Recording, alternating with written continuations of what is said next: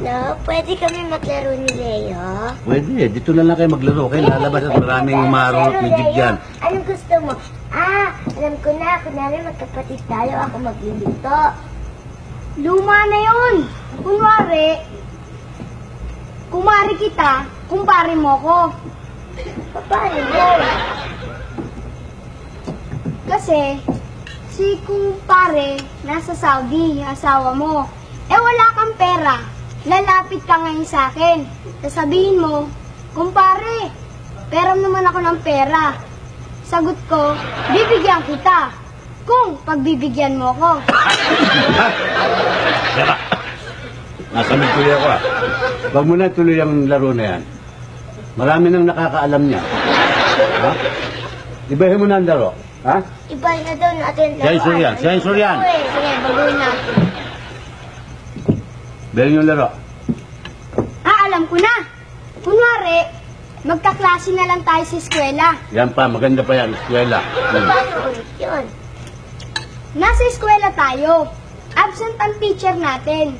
Manonood na lang tayo ng sine. Tayong dalawa lang sa balcony. Sandali lang. Doon din napunte. Napansin ko, parang gusto mo suluhin tong apo ko eh. Ibahin mo. Sige, baguhin natin. Susuluhin mo na naman sa balcony pa kayo ha. Alam ko na. Kunwari, doktor na lang ako. Yan, doktor. Isang marangal na hanap buhay. Sige. Ano ako? Nurse o doktora? Aba, hindi. Kunwari, manganganak ka. Ako ang magpapaanak sa'yo. Sige, umiga ka na dyan. Patayin na kita. Sandali lang. Kanina pa kita napapansin eh. Parang gusto mong bulat-latin ng barangay ng apo ko eh. Ha? Umuwi ka na? Napapansin kita. Parang gusto mo siyang pintahan eh. Kung makita katawan eh. Ano papracticein mo itong anak ko? Umuwi ka na? Yung sa iniisip mo eh. Kunwari lang. Magalit kayo doon. Kunwari eh. Paubaling mo ito yung apo ko. Umuwi ka na?